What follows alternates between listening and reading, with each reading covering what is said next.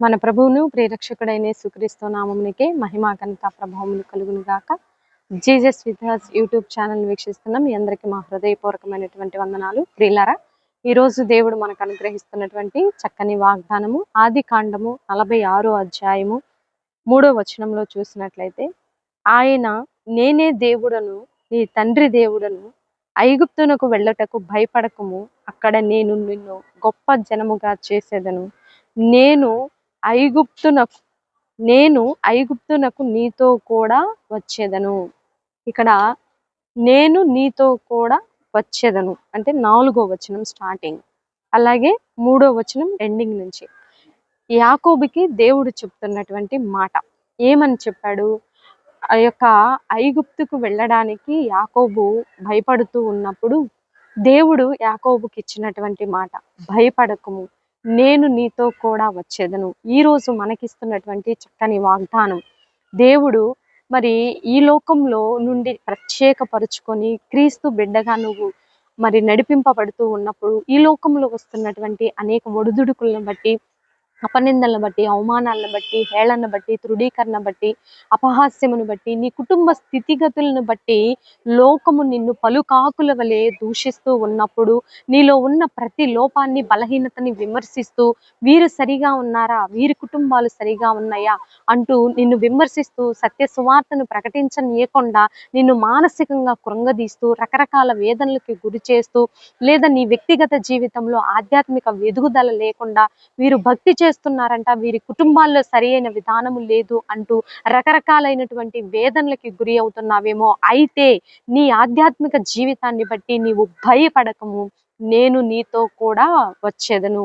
ఆయన నీతో ఉంటానంటున్నాడు. నీ ఆధ్యాత్మిక యాత్రలో ఆయన నీతో ఉంటానని చెప్తున్నాడు. భయపడద్దు. లోకం యొక్క స్థితిగతులు ఎంతో భయంకరం ఉన్నాయి.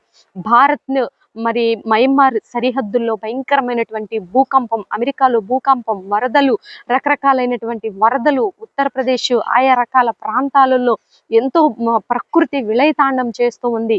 ఎక్కడికక్కడ జనము నశించిపోతున్నారు. భయంకరమైనటువంటి ప్రమాదాలు, తమిళనాడులో భయంకరమైనటువంటి రైలు ప్రమాదం, స్కూల్ బస్సును ఢీకొన్నటువంటి రైలు మరి 3 చిన్నారుల ప్రాణం బలికొన్నది. ఇట్లా రకరకాలైనటువంటి అకస్మాత్తుగా యాక్సిడెంట్స్ జరుగుతూ ఉన్నాయి. వెళుతూనే ఉన్నారు. డ్యూటీకి ఇంటి దగ్గర బయలుదేరుతున్నారండి. గంటలో మరి ఆఫీసెస్ కి, కాలేజెస్ కి, స్కూల్స్ కి రీచ్ అవుతున్నారు. జస్ట్ ఒక 1 hour లోనే ప్రమాదానికి గురి అయ్యారని ఇంటికి కబురు. ఎంత భయంకరం అండి! 1 hour 45 minutes లోనే ఇట్లా జరిగింది, ప్రమాదం జరిగింది, భయంకరమైన ప్రమాదం జరిగింది అంటూ ఇంటికి కాలు వస్తే మరి ఆ కుటుంబ సభ్యులు ఎలా మరి తల్లడిల్లిపోతారు. ఇటువంటి ఏ క్షణము ఏం జరుగుతుందో తెలియనటువంటి భయంకరమైన పరిస్థితుల్లో, దుర్దినాలలో, అపాయకరమైన దినాల్లో, అంత్య దినాల్లో ఎప్పుడు అంత్యక్రీస్తు పాలన వస్తుందో తెలియదు. ఆయన రాకడ ఎప్పుడు వస్తుందో తెలియదు. ఏ విధంగా ఏ క్షణంలో మరి ప్రభు మరి 2వ రాకడ వస్తుందో తెలియదు. అంత భయంకరమైనటువంటి మరి దినాల్లో మనం ఉంటుండగా, మనము ఈ రోజు దేవుడు నీకు ఇస్తున్న నీ ఆధ్యాత్మిక జీవితాన్ని బట్టి నీకు దేవుడు ఇస్తున్నటువంటి చక్కని వాగ్దానము, భయపడకము, నేను నీకు తోడై ఉన్నాను. అప్పుల భారము, కుటుంబ సమస్యలు, వ్యక్తిగత సమస్యలు, వివాహాలు కాలేదు లేదా ఉద్యోగాలు రాలేదు, ఇది కాదండి. ఆధ్యాత్మికంగా మనం పడిపోకుండా దేవుడు మనకు తోడుగా ఉండాలి. నిత్య పరలోకంలోనికి మనం ఆయనతో పాటు ఎత్తబడటానికి, ఆయన సన్నిధిలో, ఆయన సింహాసనం ఎదుట మనం నిలబడటానికి తపన పడదాం. అంత పరిశుద్ధంగా జీవించి ప్రభు రాకడలో ఎత్తబడే సంఘంగా నీ సంఘము, నీవు, నీ కుటుంబ సభ్యులు ఉండటానికి తపనపడి దేవుని సన్నిధిలో బలమైనటువంటి సాధనాలుగా, వ్యక్తిగతంగా, సంఘాలుగా, మరి సేవకులుగా, ప్రభు రాజ్య వ్యాప్తిలో సాధనాలుగా ఉపయోగపడటానికి తపన పడదాం.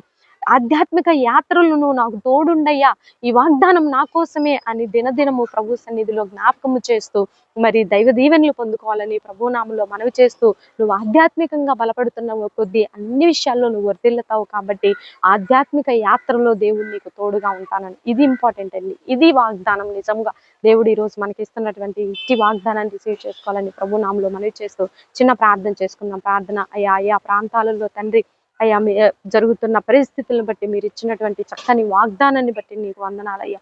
ఎన్నో రకాలైన భయంకరమైన పరిస్థితులు ప్రభా, అయ్యా ఎన్నో మరణాలు, భయంకరమైనటువంటి మరణాలు, ఆకస్మిక యాక్సిడెంట్స్, అయ్యా ప్రకృతి విలయ తాండము, అయ్యా కుటుంబ సభ్యుల మధ్య సరైన ఐక్యత లేక మరి భయంకరమైనటువంటి మరణాలు తండ్రి, చక్కని కుటుంబ సభ్యుల రిలేషన్స్ మధ్య ప్రేమ చల్లారిపోయి ఆయా బాంధవ్యాలు నాయన భయంకరమైనటువంటివి, ఆయా క్రూరత్వముతోటి చిన్న బిడ్డల్ని చంపివేస్తున్నటువంటి పరిస్థితులు ప్రభా, ఈ భయంకరమైన దారుణాల నుంచి తండ్రి అయా విడిపించబడటానికి, అపవాది కోరల్లో నుంచి అయ్యా విడిపించబడి సరి అయిన ఆధ్యాత్మిక క్రమంలో ప్రజలు నడవడానికి మీరు సహాయం చేయమని వేడుకుంటున్నాను తండ్రి.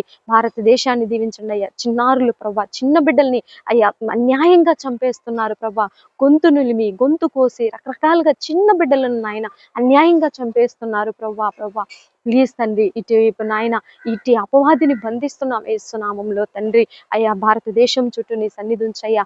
ఉద్యోగస్తుల్ని, వ్యాపారస్తుల్ని దీవించండి నాయన. ఆయా పనుల మీద ప్రయాణాలైపోయే బిడ్డల ఆయా వాహనాలకు ముందుగా మీరు ఉండమని, ఈ ఆకస్మిక యాక్సిడెంట్స్ తీసుకొస్తూ తండ్రి భయంకరముగా ప్రాణాలను బలికొంటున్న ఈ సైతాన్ని బంధిస్తున్నాం యేసునామంలో ప్రభా.